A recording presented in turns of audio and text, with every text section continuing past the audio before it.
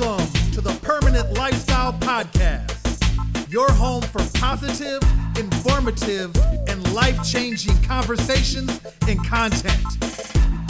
And as always, our podcast is hosted by William Schultz. We hope you enjoy today's episode.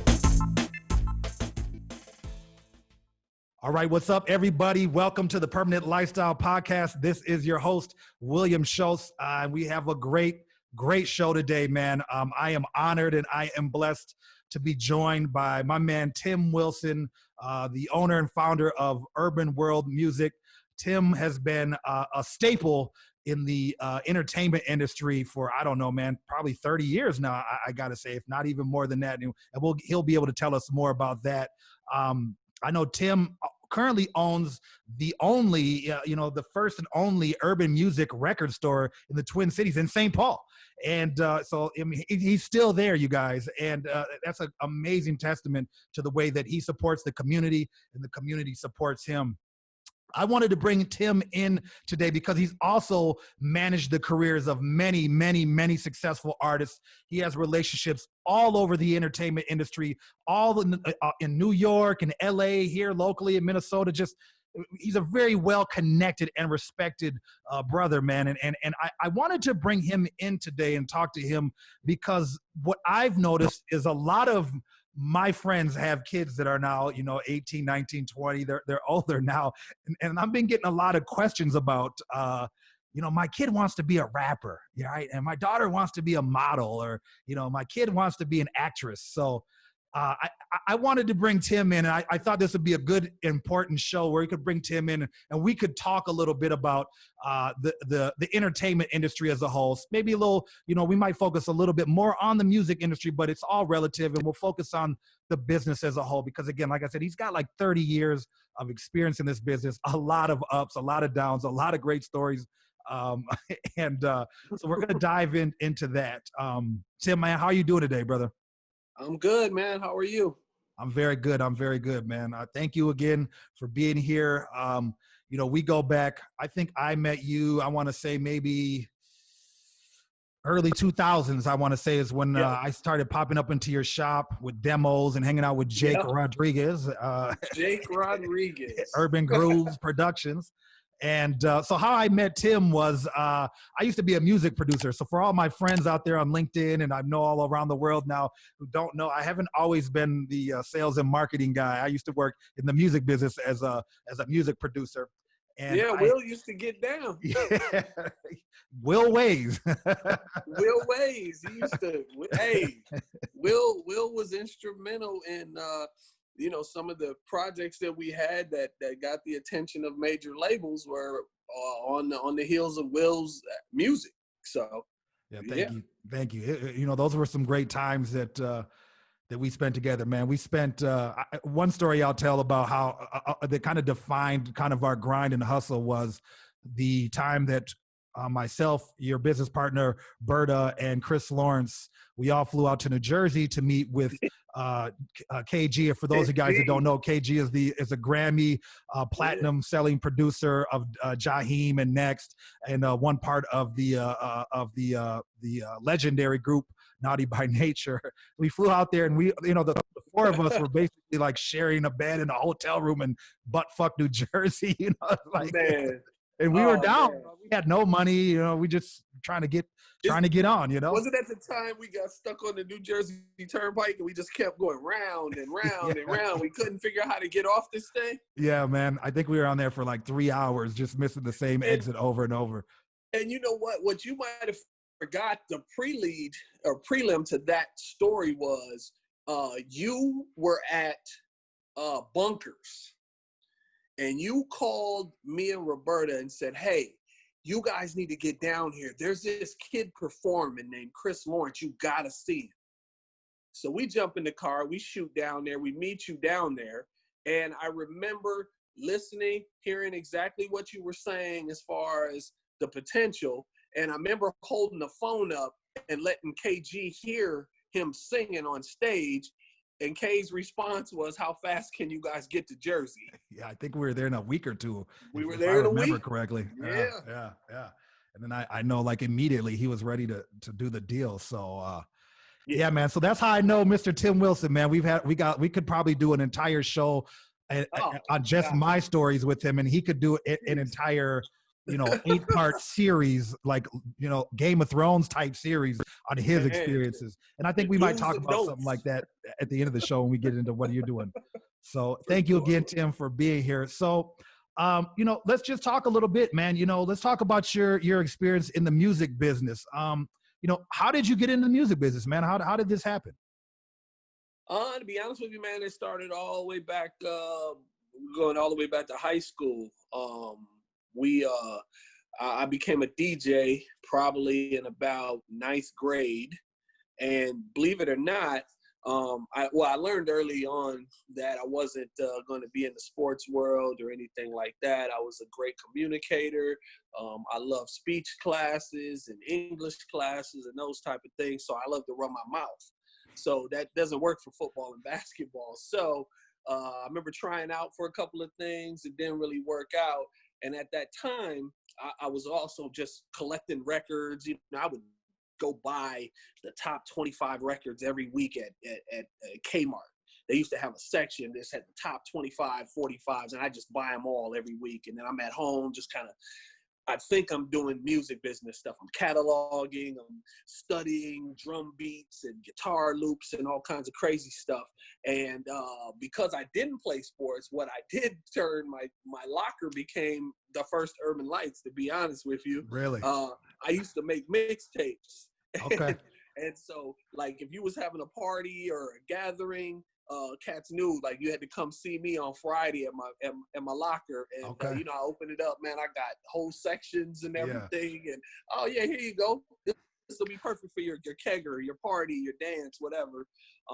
So, yeah, I started early just DJing, man. I DJ'd all the park parties around the city. And, we had our little hip hop crew, and then that kind of spent off into us rapping and freestyling at parties. That spent off into a local label heard us and invited us to put out a record. We did. That turned into What was the name of that label? What was the name of that label? Oh, Wide Angle Records. Wide Angle Records. Okay. Yeah, they used to have a joint on 25th and Nicollet. Okay. A physical store. It was next to the Cookhouse Studios. And yeah, they heard us, man. And we, again, the communication came in handy. I started really selling stuff. And before you knew it, we had a whole label distributed through them. And we're, barely, not even out of high school yet, but we had a whole independent label. We could put out any rap records we want to. And I think we released, man, I don't know, 6, 7, 12-inch singles, did really well.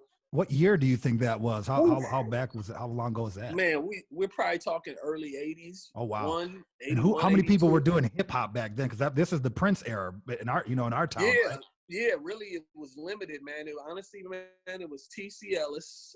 He was known as the Twin Cities rapper back then, had a big record, and then got the attention of Prince and ended up moving on with him. The IRM crew, which was like Kelly Crockett and Truth Mays and Mike Mack. They were our adversaries, if you will, at that particular time, because we had like 5 rap groups. We were trying to emulate New York. Sure. So we had our female rap group. We had a political rap group. We had the Will Smith, Jazzy Jeff type rap group. Then I had a crew. It was more like Run DMC type thing. So yeah, we thought we were doing it big. so you started out kind of as the the go-to guy at school. Yeah. Hey man, I got you on music. I got you on the parties and the promotions. And for those guys that missed it, he said it's kind of like Urban Lights now. Urban Lights is his record store now. It's based here in the Twin Cities, and like I said earlier in the introduction, it's like one of the first and then lone remaining urban music record stores here in the Twin Cities, and specifically in St. Paul. So I mean, it's legendary. Like we have to, maybe one day we'll do a podcast at the store. Yeah, that'd be dope. Film all the nostalgia there, because it's amazing. So and then you go from there. How did you go from the artist aspect and then into the business and the artist management side? Because I remember you guys you had a crew of guys and you were doing promotions downtown and doing your own club nights and Yeah. concerts and stuff. How did you go from, the club how did you get from artist club promoter and then to artist manager? Well, I would say this, man, with anything, again, this, my ability to communicate, I thought, well, obviously it must have been something because it moved us along pretty fast. But just the communication, the networking, the not being afraid to get out, introduce yourself to people, which is all important, no matter what type of business you're working with. You have to be that kind of person. I was able to, like you said, we had a crew of cats who we were called After Five Entertainment. And really what launched that whole situation, and actually is where it established our relationship with KG as well at that particular time, is Next, who's another group from Minneapolis. They were going to have their initial album came out, and he wanted to throw a party. And so he heard, we were the guys to talk to. So he had contacted me, and we put on this big lavish record listening party and kind of a whole weekend behind Next. They would sign autographs at the store.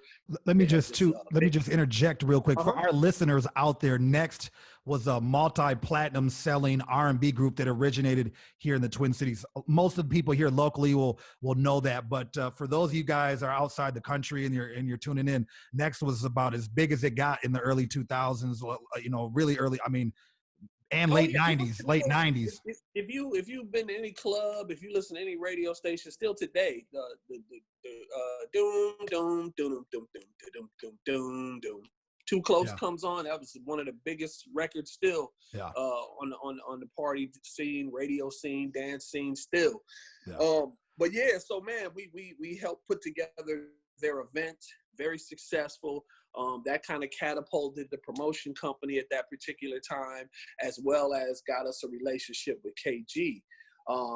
And then so as the store started to get more and more important, at that particular time, every record label had an office in Minnesota. And that was important because Musicland corporate office was here, Best Buy corporate office was here, Sam Goody corporate office was here, Target corporate office is here. Long story short, probably 80% of the music purchased in the United States came out of Minnesota. So everyone had an office. So everyone paraded artists in and out of the city constantly.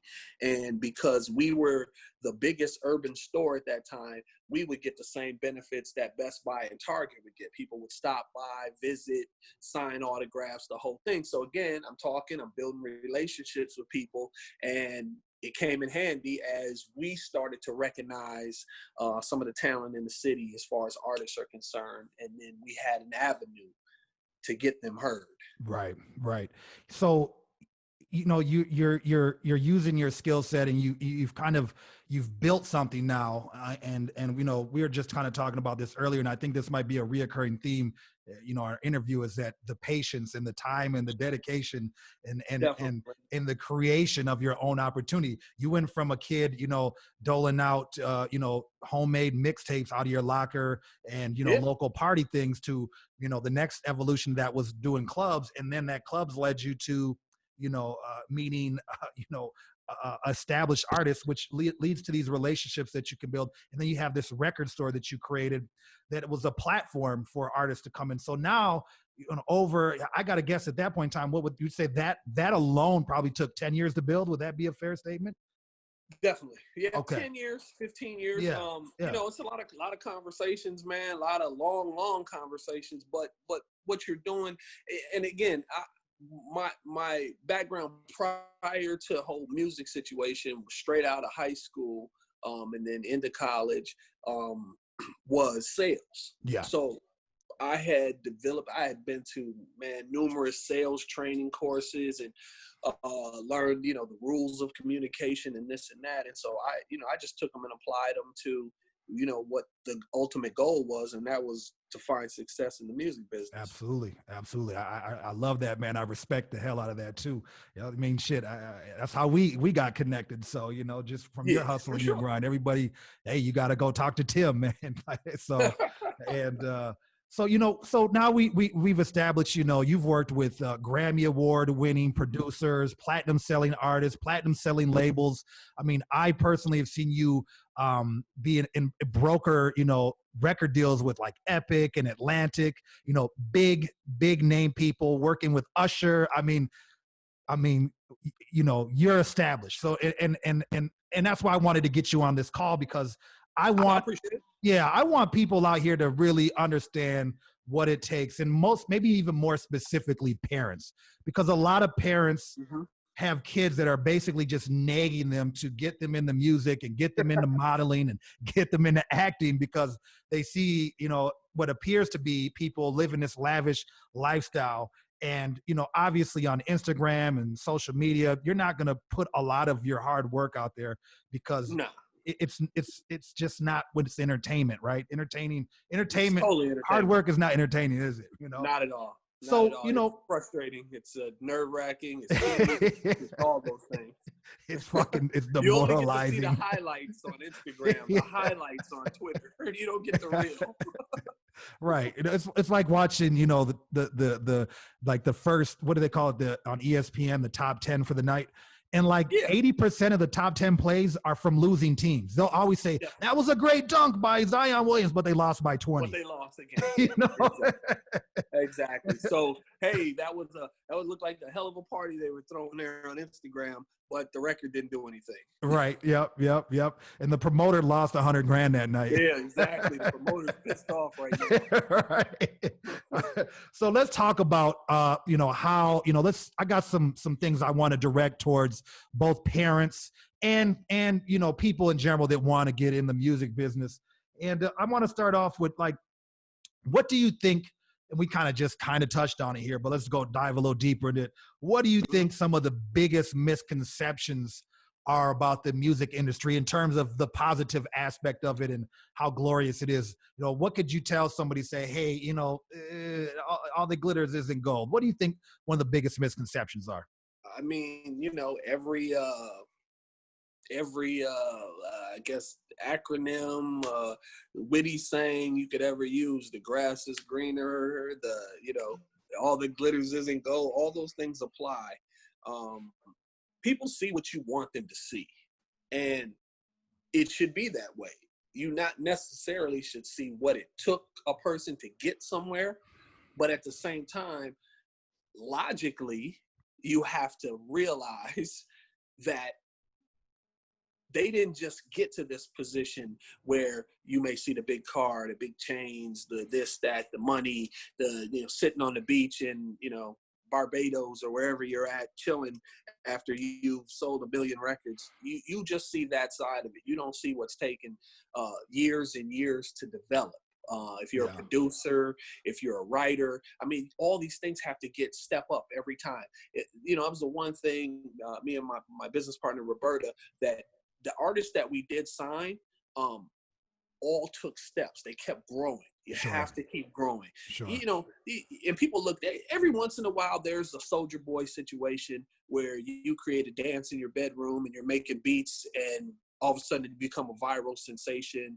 Lil Nas X is another quick story. Get the song off TikTok and, sky's the limit. #1 song in the country. 2 months later, that's lightning in a bottle, and that's not reality. Reality is staying up late at night writing songs, and they're probably not good songs at first. And then you get with somebody who's a better writer than you, and they help get you to that point.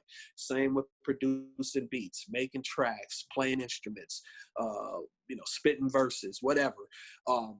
It all takes work. And I think the biggest misconception people have is that it's easy. I talk to so many people, man, who say, Tim, man, just give me a record deal. Well, it doesn't work like that. Yeah, I know you got one sitting in your back pocket.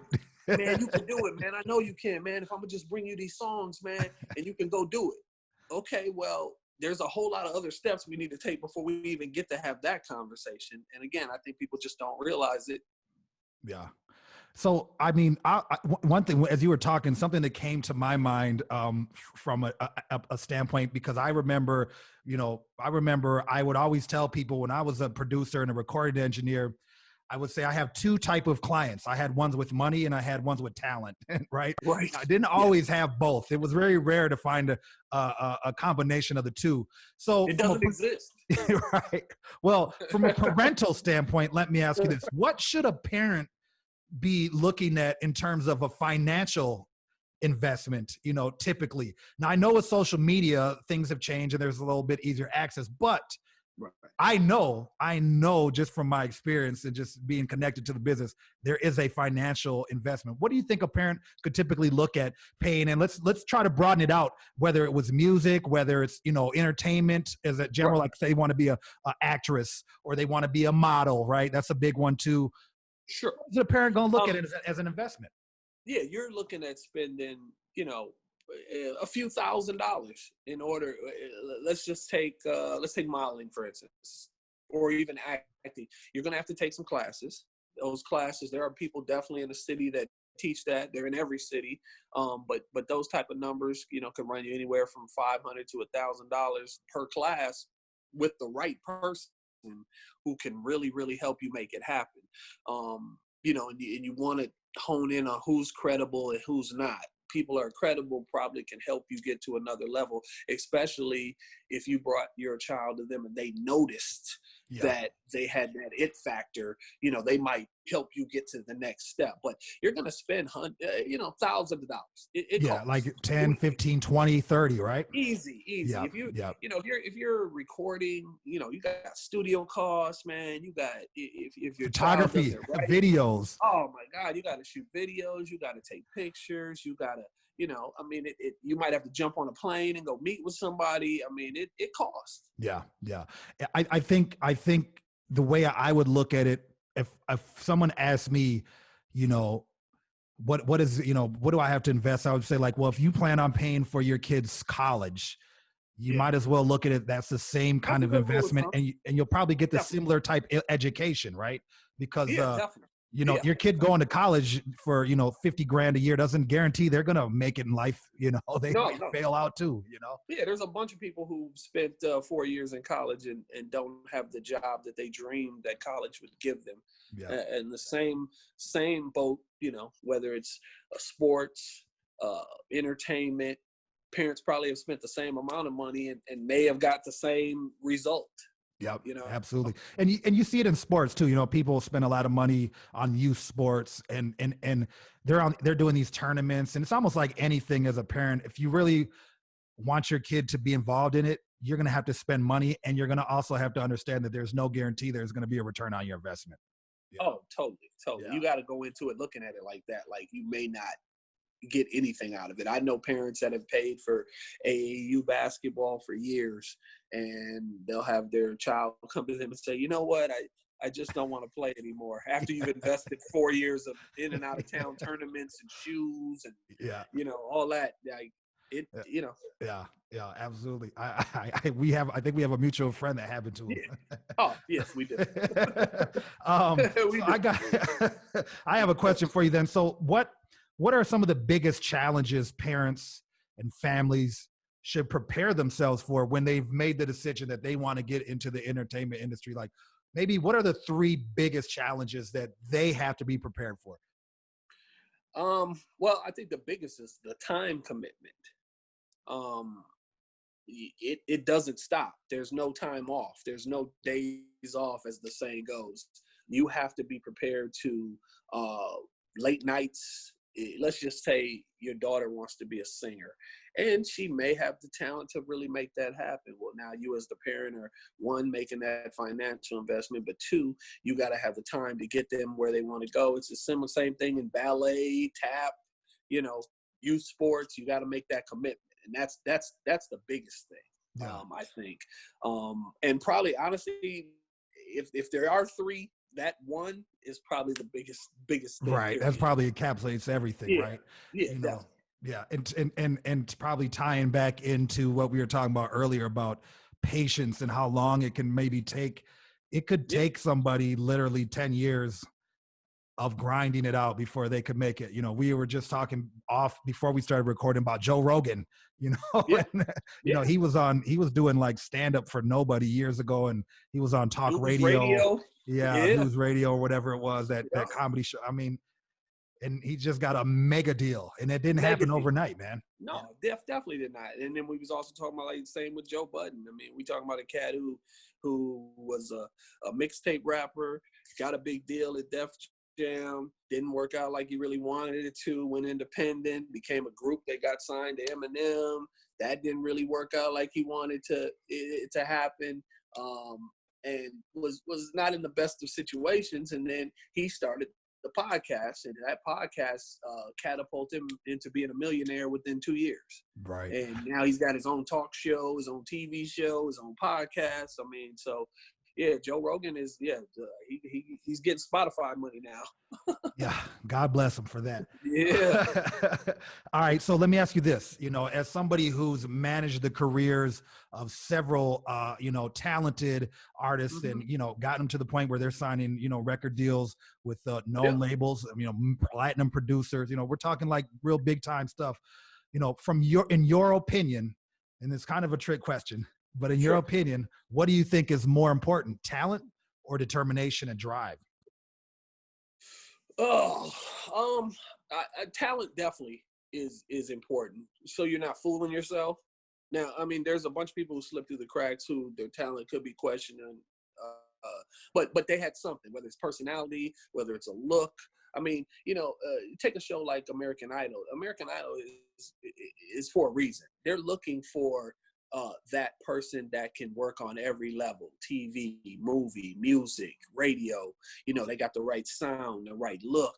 They can, they have that factor, that it factor. So I think that's probably the most important thing, is just finding that you're not wasting your time, whether Right. it's sports, tap dance, ballet dancing, rapping, singing. As a parent, you want to make sure you're just not wasting your time. How do you think that social media has impacted that statement, saying that talent's more important? Because I'm starting to see so many kids focus on likes and focus on Yeah. things that aren't really tangible. I mean, do you think Right. that it's affected the way that the industry is perceived and what's really important? Yes and no. I think that the talent, let's say, they have more people behind their keyboard making comments about them. People don't have a problem with bringing you down quickly and saying you suck. Right. And that's what social media gives you the opportunity to do. Besides your friends and your family going, "Oh, you go, girl, you're the best ever," and then you got some cat in Newark sitting in his basement saying you suck. Why are you Right. doing this? Right. So I think from a talent standpoint, some people may get weeded out, some people may get weirded out, based on comments and stuff like that. But I think at the same time, social media provides people so many easier ways to market music. I tell, man, we talk about this all the time, man. If we had social media back when we were doing records, and we had the independent label with the 12-inch singles and all that, Yeah. the way we worked, man, the way we stood on the corner handing out flyers saying, "Buy my record, check me out. We're performing over here at First Avenue." Right. The way we did that hand to hand, and the way we promoted parties and concerts and all that, and staying out to 2, 3 in the morning after all the clubs let out, we pull up and hit every club in the city. We Yeah. get hit. We worked hard. We grinded at it. And I think that the free aspect of the internet right now allows people that opportunity. You can build you a great YouTube channel. You can get your TikTok if you want, Snapchat, whatever's popping, get those really working for you. Get your Twitter up. There's so many free ways to promote you as a person, you as an artist, you as an athlete. I'm assuming a number of athletes that got signed for the mixtapes and stuff they put together of their kids dunking and shooting jumpers and stealing Sure. the ball and shaking people on the court, and you put it to music, and all of a sudden now the kids getting looks from all the major colleges in the country. You couldn't Yeah. do that Yeah. 20 years ago, Yep. So I think you got to take advantage of what's out there. So it's good and bad. Yeah. I to kind of piggyback on that, one thing that I've seen and I hear it more through you, and when you're kind of sharing stories of some of the people more recently that you've been trying to help out their careers and stuff, is that people think it's really easy and Yeah. the internet, as much as it's provided, like you said, more free ways and opportunities, it's also created more lackadaisical attitude, because they don't realize that that is still work. Because now, like when you're talking, you had to stand on a corner or maybe go to a Yeah. night, hang out at a club. So that was like two things, right? But what the internet created is you got 20 things you have to be doing. You have to have Yeah. a lot more going on to capture your audience. And when I hear your stories, I hear a lot of people, man, they get to this point, they're like, well, Tim, aren't you just going to do everything for us? Yeah. Aren't you going to do Yeah. that for us? And Man, it's not how it works anymore, right? nah, it's not how it works. And that's, but I will say this though. People, at least from a record label standpoint, and we found this out on the TV side as well too, is labels, companies, etc. They like the team. They buy into the team. Okay. And most, you're dealing with sports, sometimes it's a me attitude. If you're a ballet dancer, it's a you attitude because you're the one out there. But in this situation, the people that we have gotten signed to labels, they would always tell me and Roberta that, hey, we're investing in the team because Okay. we see all the different things that the team can do Yep. to help and help us help the artists. Yep. That makes sense. And That makes sense. And I think that's super duper important. People forget that. You got to have good cats around you. You don't need yes people around. You need people who will tell you like, bro, that was one of the worst verses I've ever heard in my life. Right. We need to rewrite that. Like, come on. And that's difficult for an artist, because most artists, and I'm an artist myself, we can be, and you're an artist too, so you can understand. Yeah. We can be very sensitive about our art and our craft. So most artists, you don't see a lot of artists have no people around them, because it's a threat to their psyche and their ego. But as you stated, the good ones do have those people around them that they're going to tell them, hey man, or hey, this isn't right. So let me ask you this then. Mm-hmm. What do you think, is the most, the single most important piece of advice that you could give a parent or a family that's looking at getting into the industry? Like, what is the thing where you'd say, hey, I advise you to do this. I really have to advise you to do this. I advise you to research whatever you're getting into, whether it's entertainment, sports, whatever it is. Research the situation to make sure that you as a parent know what you're getting into, know what you've got to give up to help your child realize a dream. You got to research. Yeah, that answer didn't come to my mind when I was putting the questions together. Let me ask you a follow-up on that. What about also, what is their kid themselves willing to put into it, right? Sometimes parents aren't realistic about, maybe it's not even the kid's ability, but can they handle the fucking pressure? Because I know we had and I don't know, if this was the case, but there was one point in time that most of us had our careers riding on the shoulders of an 18-year-old girl. That's a lot of pressure. Sure. We're all grown-ups, like, hey, Exactly. No, I mean, one of the worst feelings ever, man, is having to depend on someone else, and if they happen to falter, that it could ruin everything that you've worked for as well. I think parents have to be just cognizant of, one, you got to let if you have a super talented individual, whether it's sports, whether it's music, it's singing, it's dancing, whatever it is, you got to let them be them and let that talent grow. But at the same time, you got to help lead them the right way, teach them different things along the way, because we all have stories. We've all been through things that you can take and apply to every situation. And I think cats just really got to pay attention to what they're getting their child into. And because everybody's not really built for it, Sure. Cats want to do it. They look at it. It's great. It's glamour. Looks like it's quick money. It's not. It's a lot of time. It's a lot of dedication. And honestly, it's with anything, whether you're talking Michael Jordan and he's shooting 100 free throws after the game, Kobe Bryant still in the gym, still in the Staples Center after the game's over, still shooting, or the the class is over and the one student still working out math problems on the board, trying to better understand, the Pythagorean theorem or whatever.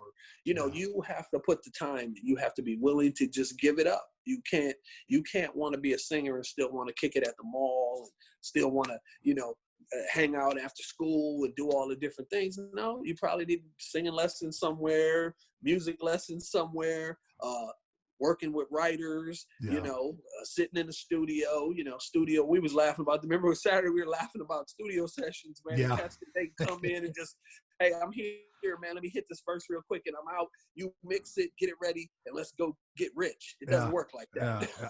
I think Joe Budden made a comment about like that.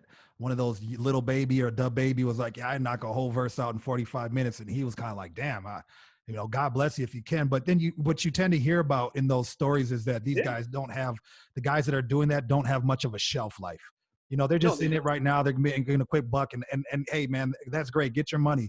But if you really want longevity, you're going to have to put some time into it, right? You got to put some time into it. And to be honest with you, a lot of these guys and they'll get weeded out. It'll be 2-3 years. You'll have a good run. You'll make a lot of money, and then nobody will care anymore. And there's numerous people we can use as examples.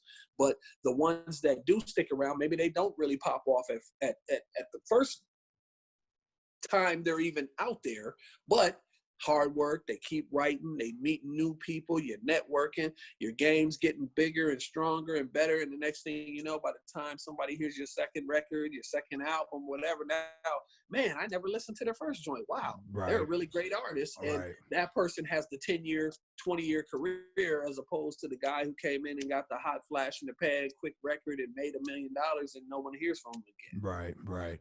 And the cautionary tale about that is when you make $1 million fast, you spend it fast too. And then you create a lifestyle for yourself that you can't afford, you can't sustain. If you're rapping, like J. Cole said, if you're rapping on trends, you're in trouble because you create a lifestyle.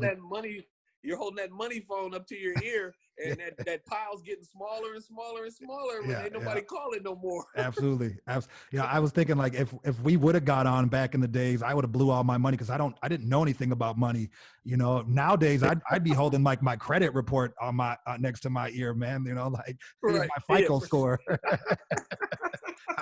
Fuck all that cash. Hey, that's a good album cover. I got my FICO score. Right, man. I got a 720 right here, homie. What's up? Yeah. So I want to ask you one last question before we get into what are you doing now and what how people can find you and stuff. So my last question for you is somebody that has had a career, a lifelong career built on evaluating talent. Mm-hmm. What is it that you think labels and just talent evaluators in general, what are they looking for? So the parents and the kids and the people out there that want to get into it, tell them exactly what people are looking for, because I think people have an idea, but what are the evaluators like yourself and the label heads, what are they really looking for? I mean, you have a couple different thinkings in that. One is people are looking for the quick hit. So they're looking whoever's got 1 billion views on YouTube. And that might be the guy who you can make the quick, say a Lil Nas type record, Lil Nas X type Old Town Road record and make $1 billion, and then it's whatever after that. The flip side is a lot of people I talk to now are looking for something different. They don't want the rapper that sounds like everybody else out of Atlanta. They don't want the singer that, is making the trap R&B. They're looking for people who actually could play an instrument like a Her. People who are accomplished from say overseas like a Georgia Smith, Ella May, people like that who were put in 10 years. Snow Allegra been around for maybe 15 years, and now she's just popping off. And that's, it's dedication, hard work, and it's what a lot of labels look for, people that they can invest in, that they can continue to grow with. So, like I said, you can get that quick hit, or you can have the longevity. Me personally, I would hang on the side of the longevity career, and I would look for whoever's interested in my child. I would more lean to that side of the world as opposed to just let's get in and get out. Sure. No, that's a great piece of advice right there. Great piece of advice. So man, Tim, let's talk about, man, what, so we've given all of our advice to the parents, man. Let's talk about what do you got going on these days, man? What are you working on, man? The store is finally back open after this wonderful COVID situation that they have thrust upon the world. We're going to continue to keep the retail side of our world growing and keep growing with the neighborhood, keep finding creative ways to keep Urban Lights alive. So that's first and foremost. And then number two, we're working on a few new music projects. We're working with some producers that we're actually shopping music from label to label for them as things continue to open up here in the next few weeks with the labels. A couple artists we're working on, more in the EDM dance kind of world, one in the rap side of it. So, we'll see. We're just nurturing those situations and taking baby steps and see where they go. And then also we're doing some things in the TV world. We're working on a couple of sitcoms that more geared for like a Netflix, Amazon Prime type consumption, Hulu, those type of things. So we'll see where it goes. But we're excited, we're anxious, and we're looking forward to it. Are you still, if somebody wanted to reach out to you, are you still open to trying to develop a talent, or is that part of your business, something that you're not as interested in? Where are you at with that? No, be honest, I'm always interested. Me and Roberta talk about this all the time, and we look, you never know when that person walks across your path and you're like, wow, they have it. Yeah. And I can help you get to the next level with it. So, Yeah. I always keep my ears and eyes open. People drop demos off all the time. Best thing to do is to drop a demo by Urban Lights. I got people come in, want to perform for me. I don't have time for that. But if you would like to drop off a demo so I can see what you got, hear what you got, that's the best way. But yeah, we always keeping our eye open because you never know when you run into that next big thing. Yeah.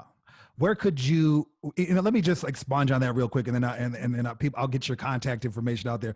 I just want to say that I think that's really important that, Tim's been in this game for like 30 plus years, and he still has passion for, the art and the talent and development of, and just because I think, and I don't want to put words in your mouth, but just from how I know you, I just know when you're talking to me about a new artist or something, your face just lights up and you get this energy, and it's like, it's like, that's you. It's part of who you are. You know what I'm saying? And me, on the other hand, I've gotten more jaded over the years about the business. Right. So I'm more out of it. Right. But I still love it because I still stop in and talk to you. I can do podcasts. I've just kind of shifted my focus in a different way. But I think it's important for those of you that are listening out there to understand, if you're going to get in relationships with people in this business, you want to be with somebody that still, after all these years, gets excited about the prospect of working with a young up and coming talent. I still love the music, man. At the end of the day, I don't do any of this whether it's Urban Lights, Urban World. We don't do any of this to get rich. Money's cool and everything, but I do it more for, I really, really love music. And I have since I've been in high school, and since I DJ'd my first party and, a basement party on 46th and 4th Avenue. I just love the music. I like how it makes people feel. It gets people through tough moments. It helps, gets people through, especially these times we're in right now, man. Music is super duper important. And it's just something about helping guide a career, helping somebody else share their talent with the world. And so I'm always going to be, whether I hear a new record that I got to share, like I put you on the Anderson .Paak. Yeah, absolutely. Paak, you know what I'm saying? Like, it's sometimes, man, you just hear stuff and you're like, wow, this is just incredible music, and everybody needs to know about it. And so whether that's you're live and direct and involved with it, or it's just a record I get emailed to me, I'm in for the long haul. So if people want to reach out to you, how can they find you? Can we get like a social media account and an email that they can reach out to you? Yeah, you can always reach out to us at urbanworldmgmt@gmail.com. And you can send, demos, bios, just questions. etc. And then also on Instagram, Urban World MGMT as well. You can DM us, and Twitter is the same. So that's where to catch us. So again, guys, that's Urban World MGMT, correct? Yep. M is in Martha, G is in gangsta, M is in Martha, and T is in at the top. Is the top. So you guys can find them there. Shoot them an email. Also, I think as things open back up, for those of you in the Twin Cities, Urban Lights. What's the address over there, Urban Lights? 1449 University Avenue, St. Paul, Minnesota, in the mighty Midway. You can reach us by phone at 651-647-9650. Let's talk music. Awesome. Well, look, I want to thank Tim for joining us today, man. It was an honor. I think we'll have to, I think we need to sit down one day, man, and film like an interview of like the whole thing, man. Like, yeah. It could be like, that's epic, but we'll talk about that. It might be a docu-series. I think that's like a docu-series. Absolutely. So thank you again, man. I really appreciate it. Thank you for everybody Thank you everybody for tuning in. Make sure you can go to the go to our Instagram. It's at Permanent Lifestyle Network. At Permanent Lifestyle Network. And right now we need some subscribers. We need subscribers on YouTube so I can get a URL. So I need about, let me think, I think 82 more subscribers. So please go to YouTube and search the Permanent Lifestyle Network. We have episodes up already. YouTube now. Yes. And thank you guys for listening. We're going to have more content. Remember, this is the Permanent Lifestyle Podcast, your home for positive, informative, and life-changing content. Thank you very much.